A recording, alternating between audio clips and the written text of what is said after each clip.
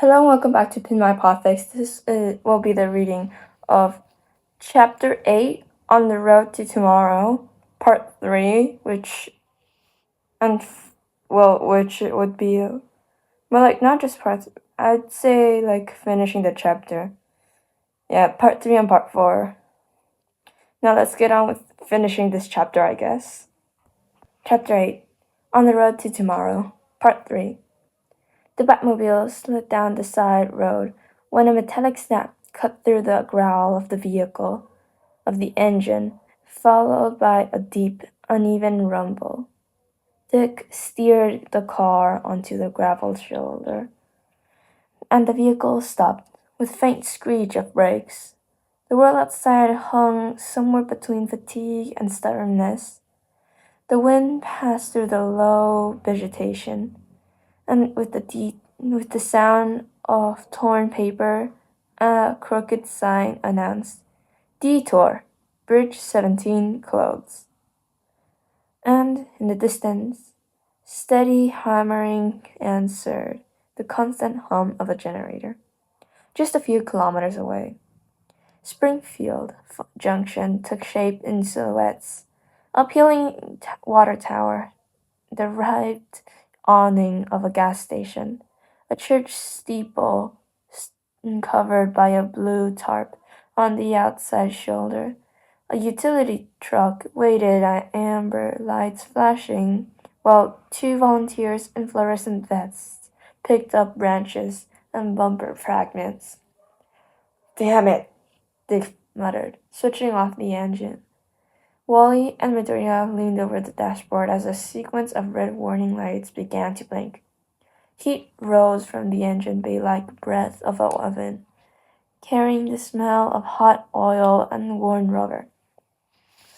"Looks like time wasn't so generous with this model," Wally said, forcing a smile as he pushed the door open. Dick unlocked the hood. As he lifted the cover, a wave of hot air blew into their faces, a thin haze shimmering over the fan. A dry belt groaned at their touch. A hose displayed a spiderweb crack. Deep inside, the fan blades scraped the casing with every attempted turn. Midoriya stepped closer, cautious, unsure of where to place his hands. The reflection of the cloudy sky trembled in the chrome parts. A drop of fluid fell somewhere hidden in a spaced tick. Dick only answered with a short sigh, brow furrowed, fingers running over cables and clamps until he found the slack that shouldn't exist. Nearby, two children stopped their bikes to stare at the black car. The younger one pointed. The mother called them back with a quick gesture and moved on, pushing a wheelbarrow full of tiles. Wally crouched beside the front tire, pressed his ear close to the fender, and gave it a technical tap that did absolutely nothing. "Yeah, definitely bad language," he joked, standing up awkwardly. Dick closed his eyes for a moment, calculating. Then he bent over the engine bay, pulled a rag from the truck, and wiped grease from his hands, already thinking about what he could improvise out there in the middle of nowhere. "Any chance we can keep going?" Dick asked, hesitant. Dick frowned, fiddling with cables and hand valves. "Not without some adjustments, and parts we don't have." As they weighed their options, Dick's communicator crackled, and soon Roy Harper's familiar voice came through. "Hello? Dick? Wally? Midoriya?" Dick picked up the device. "We're here." I'm already on the road, heading your way. Where are you now?" Dick looked around, then at the small town sign in the distance, partially covered by a fallen tree. "Welcome to Springfield Junction." Near Springfield Junction, Secondary Road 82, the Batmobile had a setback. Roy let out a muffled laugh. Even the Batmobile breaks down? I'm shocked. It's at least a decade old, Dick replied while Wally beside him gestured. Half a century. All right, I'm about 2 hours away. Hang tight. The communicator hissed and went silent. Dick shut the hood and leaned against the car, wiping the grease off an old rag from the truck. Midoriya lingered nearby, looking out toward the town which, though scarred, pulsed with activity. Civilians clearing debris, trucks unloading supply, utility poles being repaired. The silence stretched until Dick noticed Midoriya looked far too absorbed. What's on your mind? Izuku hesitated, then turned, eyes still fixed on the horizon. What it means to be a hero. Dick raised an eyebrow, arms crossed. What do you mean? Midoriya clenched his fist. In my world, being a hero was everything I ever wanted.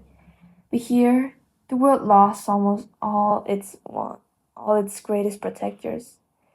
I don't know if I can truly be a hero in this place, with everything so different. Dick stayed for a moment, then stepped away from the car, standing beside Izuku. He looked up at the sky, heavy clouds drifting, then spoke. Bruce, Batman, he always told me one thing. A hero isn't the one who never falls, but the one who always rises. Izuku slowly turned, hearing every word as if they were anchors cast into the stormy sea of his mind. No matter the world, Izuku, no matter who's left or who's fallen, what matters is that you rise, always. Midoriya drew a deep breath, his eyes shimmering with a mixture of emotion.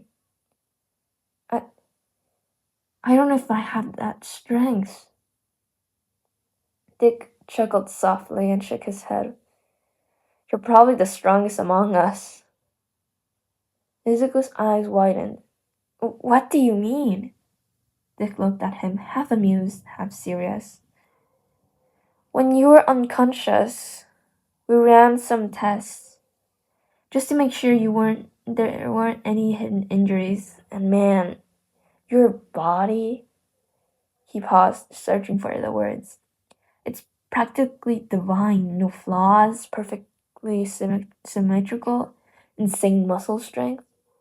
You could probably lift tons, even without activating anything. Midoriya blinked, confused. That doesn't make sense. Without one for all, I should be normal. Dick frowned. What do you mean? Zuko bit his lower lip. His gaze faltered for a moment. Then, as if not only now realizing what Dick was saying, he lowered his eyes to his own hands. He stretched his fingers, turning them slowly under the dim light. Taking a deep breath, he stood up and walked toward a piece of polished metal, serving as a makeshift mirror. He ran his hand over his own face. His eyes widened. No freckles, none. His skin looked clean, almost flawless. His features sharper, more harmonious, handsome even, more than he remembered ever being. Hesitant, he pulled up his shirt, revealing his abdomen. No scars, none of the cuts, stitches, or marks from the countless battles he had fought. Everything was gone. His voice came out weak, almost a whisper. I don't have anything anymore. All my scars, they're gone. For a moment, he stood in silence, staring at his reflection as if looking at a stranger. I've always carried those marks. They were reminders of what I lived through, he murmured. But now... Slowly, he lowered his shirt, and turned his stunned eyes back to Dick. This isn't just one for all. It can't be. Dick watched in silence, his expression wavering between surprise and empathy, as if he didn't know what to make of it either. Izuku took another deep breath, trying to organize the storm in his head. My power, one for all. It's a singularity, a power inherited, passed from one person to another. But for it, I was just a powerless kid. Dick tilted his head, surprised. And now?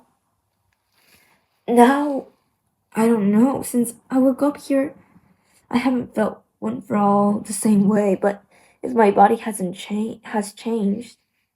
They both felt silent, their mind tangled in theories too complex for that moment. Izuku blinked several times, his brow furrowed in pure confusion. But if I really do have all this strength, how haven't I broken anything yet? How haven't I cracked the ground just by walking or ripped the door off its hinges by accident? Dick rested his chin on his hand, thoughtful, then answered calmly. Self-control. You're holding your strength back without even realizing it. Midoriya's eyes widened. Self-control?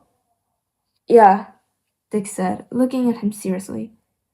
Think about it. If your body can lift tons, but you haven't caused any crazy accidents so far, it can only mean you're restraining yourself, even subconsciously. Izuku wrestled with the idea, biting his lip. Robin went on. Let me ask you something. Before you got here, did you already train your strength?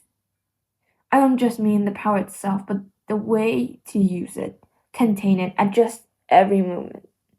Midoriya raised his eyes, recalling years of exercises, falling, fractures, painful lessons, until he finally managed to control each muscle in sync with one for all.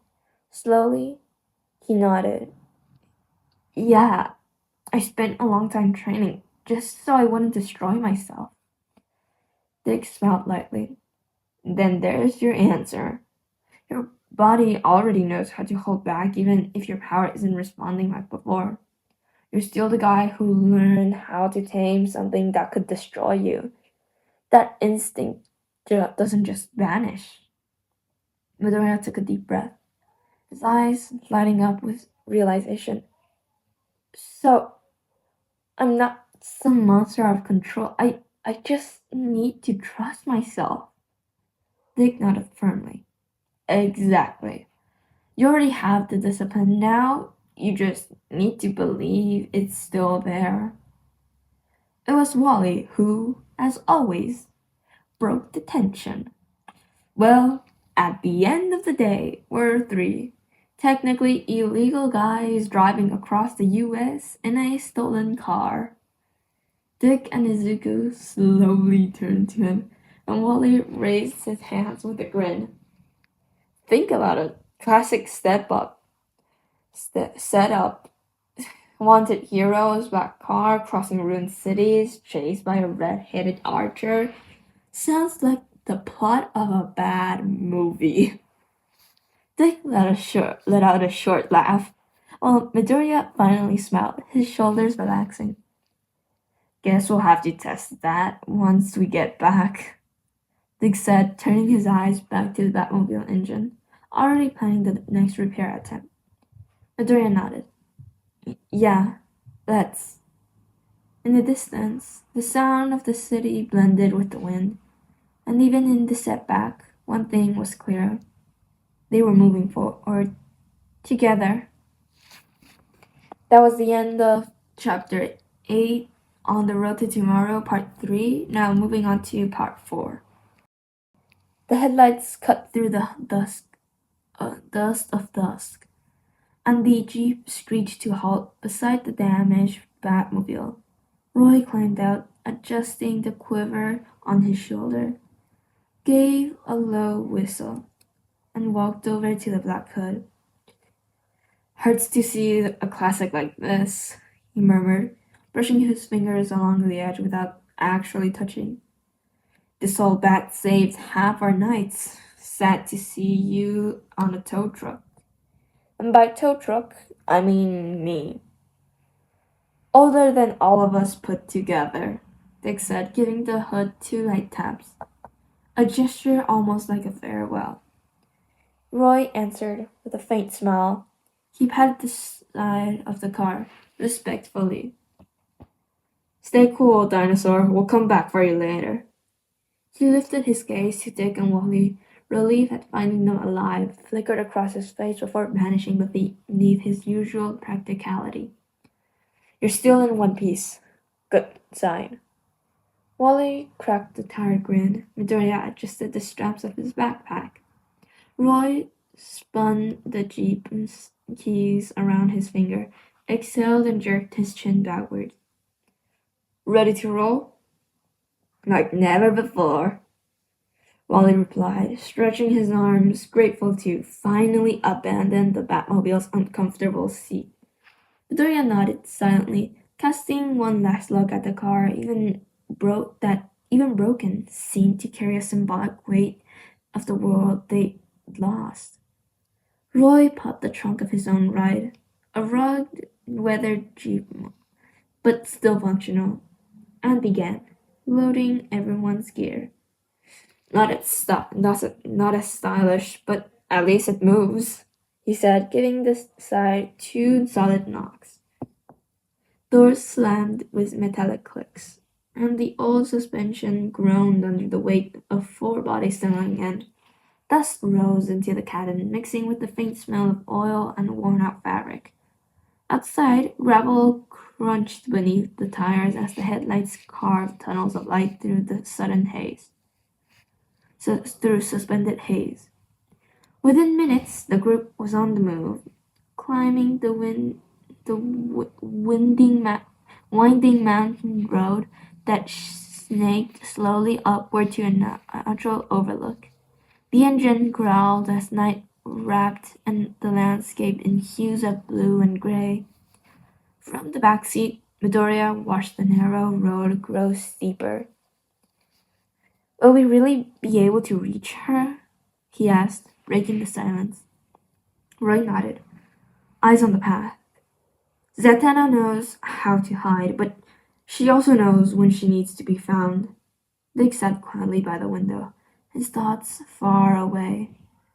The jeep rumbled low, advancing along a road that felt endless. Wind slipped through cracks in the windows, carrying a mix of fuel and cold earth.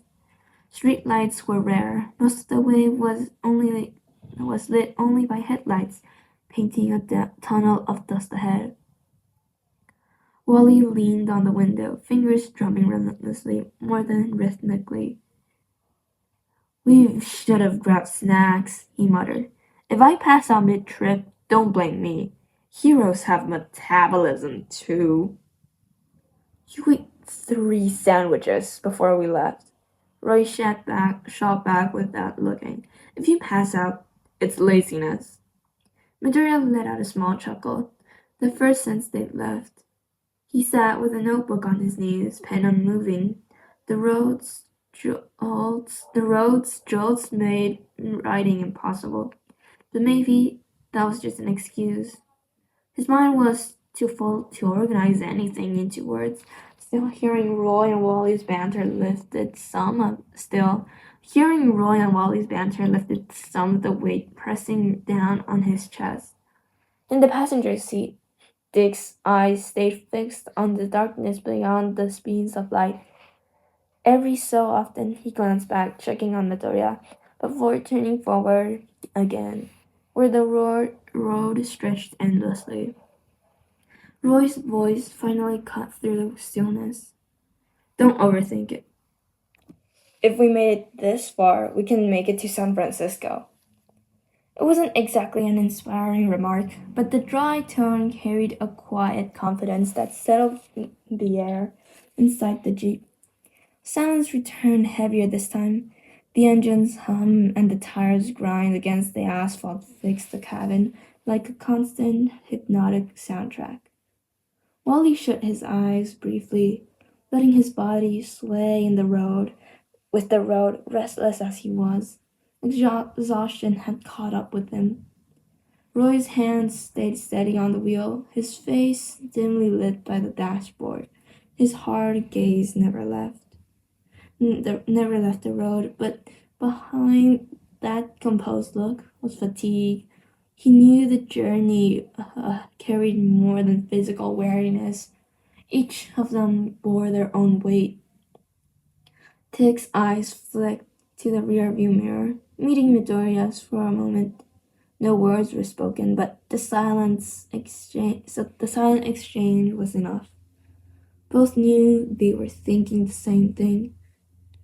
It was bigger than them, but retreat wasn't an option. Midoriya lowered his gaze to a closed notebook resting on his lap. He ran his finger along its worn cover, as though the touch could order the storm in his head. Responsibility pressed harder with every mile closer to their destination. Dick exhaled slowly, lifting his seat, but in his mind old voices echoed. Orders barked, lessons drilled, nights in Gotham. But now there was no greater shadow to follow. There was the one who had to steer his life's wheel, even if he wasn't the one driving. Minutes later, the jeep crested the last stretch of road and reached the natural plateau. Roy killed the engine, and they all climbed out, walking slowly toward the cliff's edge. There, before them, San Francisco sprawled across the horizon. The city lights still clung to life, not as bright as before, but flickering in uneven clusters. Shattered glass towers reflected the last hues of twilight, while plumes of smoke coiled upward from scattered points, twisting into the heavy air. Helicopters cut across the sky, red lights blinking while distant sirens and alarms carried faintly echoes of a world struggling to hold together. Midoriya hugged his coat tight, the cold wind sweeping through the mountains, laden with the smell of smoke, metal, and scorched concrete. "It looks like," he began, but faltered, words failing. Beside him, Dick finished. "Looks like the city's still breathing." Wally crossed his arms, eyes fixed on the smoke columns. "And took a heavy beating." Roy stayed silent for a moment, then pointed toward the eastern outskirts, where fewer lights shone. "She's there. Zatanna holed up in an improvised shelter away from the center. That's where we'll find her." Dick nodded slowly, absorbing the words. Midoriya glanced from the city to his friends. They all carried the marks of the road, dirty clothes, weary eyes, and above all, the weight of a mission that seemed greater than themselves. "Should we go now?" Izuku asked, a note of anxious energy in his voice. Dick shook his head, gaze fixed on the horizon. "No, we'll rest a few hours." He turned eyes firm on each of them. "Next step, it's going to be the size of Civ." No one disagreed. There was no room left for recklessness. The four of them stood side by side in silence. San Francisco stretched out below, battered but unbroken, just like them. Midoriya drew in a breath of heavy air, as if imprinting the moment into memory. And then he understood something. No matter where he stood, no matter how much the world had changed, he could still walk alongside people who believed in the same ideal. The road had carried them this far. The horizon waited. And with it, perhaps, a new purpose. And that was the end of chapter 8 on the road to tomorrow. As always, very emotional. Like, sheesh. The original, I guess they took the original Batmobile. I don't know. I haven't read any of the comics. I just like the fandom and the web novels too. So I guess they took that one. No wonder it was half a century. No wonder it was older than like 13-year-olds and a 16-year-old combined. God, I feel old remembering that most protagonists in like fanfics or stuff are younger than me now. Ugh. Ugh. Like, seriously, a few years ago, I realized that I would soon reach the age of a shonen protagonist. And I was like, I love it. Just kidding, no, I wasn't like that. I was like, how they do that? Anyways, link will be in the description for the author's account, innocent_reader, and the fic link. Or I usually leave the chapter link, but sometimes I get lazy. Okay. And yeah, that was it. Bye.